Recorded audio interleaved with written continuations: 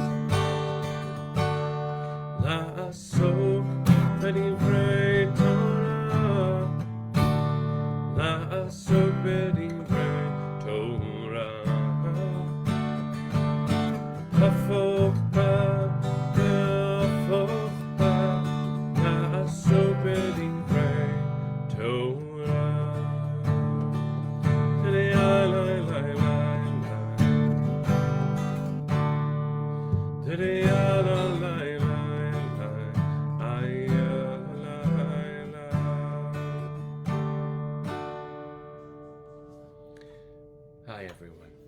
Really good to see you. Rose, welcome, and Rosa, thank you for letting us know that our Canadian friend Linda Beecham, who has been part of our community now for some time, could use some prayers for her health. Let's do that. Today's Torah is in part aimed at her strength and recovery. Also, today is a special day. My beloved friend, Neshama and my beloved friend, Daphne Lazar Price, got smicha yesterday. She's now Rabbi Daphne Lazar Price. If you'd like to see some of her work, she is the executive director of the Jewish Orthodox Feminist Alliance, JOFA, and a wonderful author and a good friend. So mazel tov to her. Today's Torah is also for her. Some of you are sharing friends. Catherine, sending love to you in Australia. Stay safe with the winds. Barbara, really glad that Andrew is bringing the film October 8th to your shul tonight. It's important to see. And today, Lydia is sharing as the 13th yahrzeit of her brother, Naval Commander John Hollis. May his memory be blessed. Chana, sending love to you I'm imagining you're in Jerusalem. You might be in Herzliya. So good to see you. And there's a lot to talk about. Today I'm going to be very brief. The Parsha is not brief, and there's a lot to see. But because UJA is helping make sure that our community feels strong, shows up in strength with countless events and efforts today while we're trying to close our fundraising year. My colleagues are working overtime. And if you know anyone who works for UJA who is a volunteer leader, please reach out to them, give them some love. And if you feel moved, today is a good day to make a gift to our work, because I cannot tell you the way that we are showing up, including on Sunday, the board of UJA allocating $10 million in this emergency moment that Israel faces to support it. $10 million from the Israel Emergency Fund has already now been sent and will now be treated with great care by a group of leaders from UJA to support our people. So let's make sure, friends, that we show up in every way that we possibly can. A little bit of Torah for today.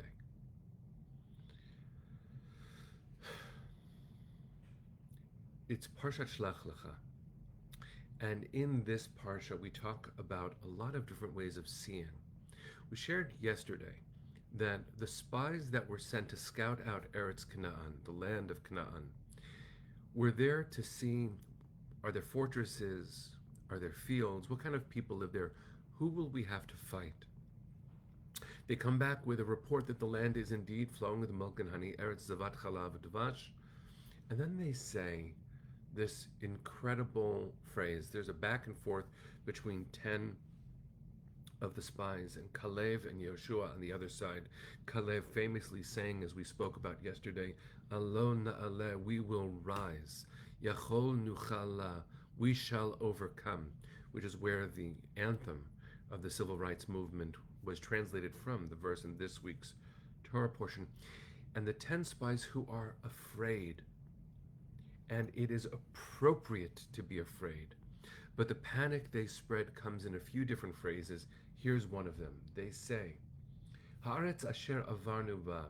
This is chapter 13, verses 33 and 34 of the book of Numbers. Haaretz asher avarnu ba laturota, the land that we traversed and scouted. Eretz ochelet yoshva, it is a land that devours those who live there. B'chol ha'am asher ra'inu v'tocha, and all the people that we saw there, anshe midot, they were very large people. The next verse, V'sham ra'inu et ha'nefilim b'nei anak min ha'nefilim, we saw the Nephilim, roughly translated as the fallen ones. In other mythologies, that's titans or giants. B'nei anak, the children of giants. And then this really important verse comes. Vanehi ve'einenu k'chagavim, and we looked like grasshoppers in our own eyes. V'chein hayinu be'eineihem, so we must have looked like that to them. Listen again to the very careful phrasing. I'll use the translation so we can approach it. We looked like grasshoppers to ourselves, and so we must have looked to them. And there's a wonderful comment in the Talmud. Rav Maharshia, this is in Masechet Sota for those who would like to look it up, page 35a. He said the spies were liars. Listen to how harsh he is. They were liars. Granted, we were like grasshoppers in our own eyes. Okay. But to say, and so we were in their eyes, how could they have known that? Listen to his rebuke, friends. Listen to what an ancient sage says back to the scouts about their language, and remember the strange phrasing. We were grasshoppers in our own eyes, and so we must have been to them. Rav Maharshia says, it is understandable that they felt small, they felt scared and overwhelmed, intimidated by the huge people that they saw. After all, we're barely free as a people, and we lost our parents in the desert. We've been through so much. That's the Israelites' history right then. Think about, friends, think about what it is then for the spies to assume that they know what they look like in the eyes of others. Hear this phrase, take it out of context. Step into your own vulnerable space. I'll step into mine. We don't have to stay here for that long, but try it on just for a moment. I am overwhelmed by this world. And so I know when I walk around, people look and they see me as so small and overwhelmed. Well, that's not true. I'm saying to you, friends, it's not true. It is fair. All of our feelings are fair. That's what it is to go through this world and to feel overwhelmed. That's fair. Who would judge anyone for seeing a very unpredictable world? Images and videos of friends and family, as I continue to see, who have to run for shelter and have not slept in 5 days, carrying my nieces, my sister, and my brother in law in Tel Aviv, just 2 blocks from where missiles have struck. This is real, and to pretend it isn't would be a disservice, and to judge someone for feeling it would be cruel. Those are real feelings. But the second phase of the spy's language, and what might be a natural next feeling, needs some intervention, and I'd like to offer it. Pardon me for speaking directly at the emotions and maybe being a little nudgy about our mood. We felt small. That's fair. So they must have seen us as small. That's wrong. We are not small. We are mighty. And we are beautiful. The birth of Zionism was the rebirth of Jewish pride and belonging in this world. We said, we have been everywhere in the world, and one place after another has decided that our dignity was less than human. It is just part of Jewish history. Is it actually defining of us? No, of course not. Is it fair when looking at history to feel overwhelmed? Of course. But Zionism was a shock to the system, an intentional shock to the system from those actually who opposed the religious posture of waiting for the Messiah. Those anti-religious Zionists gave us the biggest gift, which was to be present and responsive and self-affirming. Think about what this felt like, to be a Jew in the world without the strength to defend ourselves. Self-determination is a phrase that is often used to describe Zionism, but have you thought about its absence? The inability to determine for myself what my life will look like? We don't live like that anymore, and we will never live like that anymore. And if this feels pushy, I know, but I'm not hiding, and I ask you not to either. If we see ourselves as grasshoppers, we are not going to fly the jets that we must to defend ourselves from an existential threat. Iran has multiple faces that it has used to scream at us and hurt us, and yes, kill us. The desire, the explicit intent of Iran through Hamas, through Hezbollah, through the Houthis, and others is to destroy our family. And the Torah says very clearly, if someone comes to kill you, because there will be moments, not only for Jews, but for every persecuted group, and we are one of them. So stand with me as I say, as Jews. There will be moments where we have to defend ourselves, and the moral responsibility is to do so, to show up. And sometimes that means learning Torah with passion. And sometimes it means raising funds to help us in our healing. And sometimes it means training to become fighter pilots. And only through the incredible work of anti-religious Zionists who influence the core of Jewish tradition in its totality because of their impatience, their sacred impatience. Only because of them did we gain the strength to stand proud like this, with that flag that's over my shoulder every morning, with this heart, this body, with this gorgeous community of all of you, and with our champions, the young women and men of Tzahal, the IDF, who have defended us unceasingly in Miluim, in the reserves, for hundreds of days on end. This is not simple, and the adjudicating of war is different than its legitimacy. I don't have expertise in this. I understand my lane. But I want to be very clear about what this Parsha is saying. This Parsha is telling us, stand up. And do not presume that the world thinks that you are a grasshopper. We are not small. We are not small at all. We are not Anakim, not giants. We are not Nephilim, the fallen ones, the titans. We are Yisrael. And we are beautiful. And we are strong. And we are brave. I want to turn to a beautiful teaching by a rabbi of mine, Rabbi Steve Greenberg, who has a parsha on this commentary about the whole notion of we felt small, we saw ourselves as grasshoppers, so we assumed they must have. And remember the Talmud's response, we are not. How dare anyone suggest that we are small like grasshoppers? That's not what life is like. That's not who we're called to be. Friends, my teacher, my hero, Ron Segev, just joined us on Instagram. You remind me that we are not small. We are brave and beautiful. And the language we use must reflect that. Rabbi Steve Greenberg, who I was about to quote, says, truly self-hating people assume that God hates them too. This is a terrible way to live. It's understandable to be afraid. It is unacceptable to hate yourself because it means you think God doesn't love you. Whatever you think about God, friends, we are a diverse community who believes differently, who feels differently. I honor all of that. But listen to the rest of what Rabbi Greenberg writes.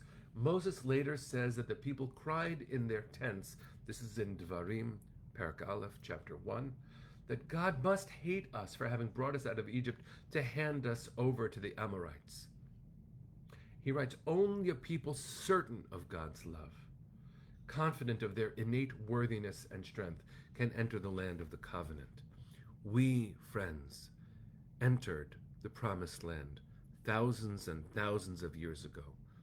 We were forced out of it 2,000 years ago, and we came home in 1948 thanks to the work of countless heroes who said enough of a grasshopper life. Enough. We are strong.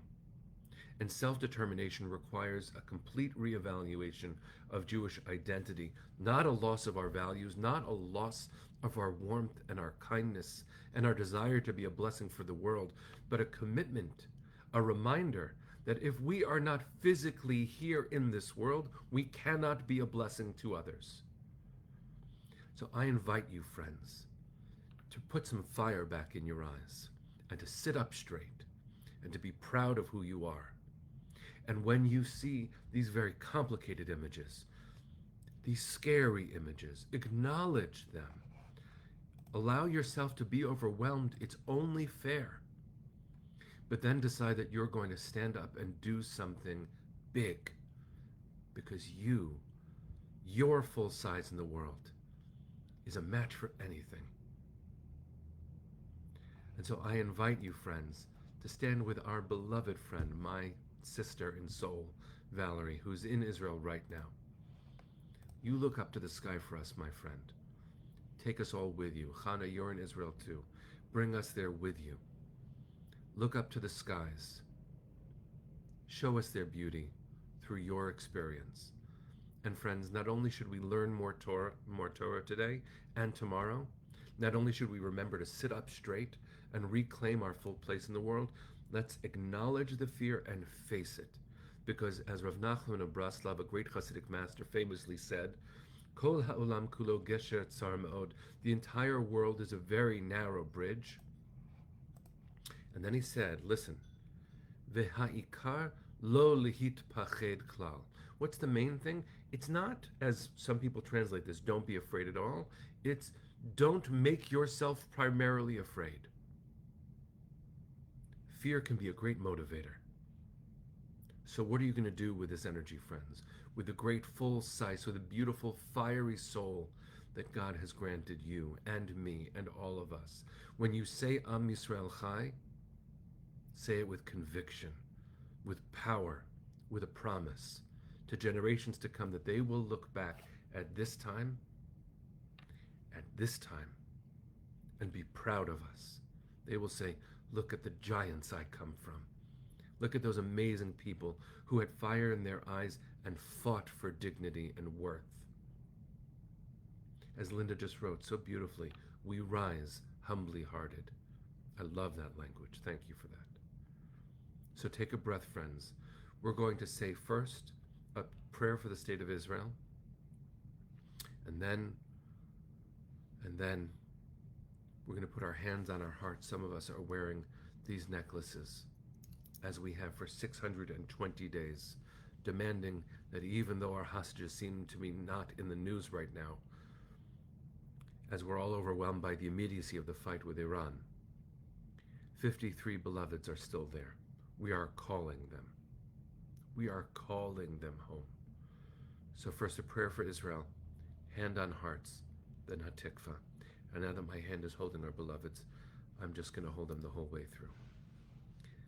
Avinu Shabashamayim, Sur Yisrael Vigalo, Barech et Medinat Yisrael, Reshit Tzmichat Geulatenu, Hagen Aleh Be'evrat Chastecha, Ufros Aleh Sukat Shlomecha, Ushlach Orcha V'mitcha L'tzarea Yoatzea, V'tiknam Beitzah Tova Milfanecha, Chazek Edidei Meginei Eretz Kodshenu, V'anchilem Elohen Yeshua, V'ateret Nitzachon Ta'atrem, V'natata Shalom Ba'aretz, V'simchat Olam Le'oshvea, V'nomar Amen. Sing with me, friends. Sing. Kol hod balevav pnima, nefesh Yehudi homiya, ulefatei mizrach kadima, ayin letzion Sophia, od lo avda tikvateinu, התקווה בת שנות 2000, להיות עם חופשי בארצנו, ארץ ציון וירושלים. להיות עם חופשי בארצנו,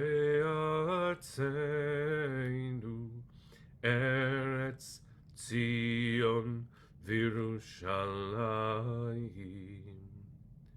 Bring them home now. Am Yisrael Chai. See you tomorrow, my friends.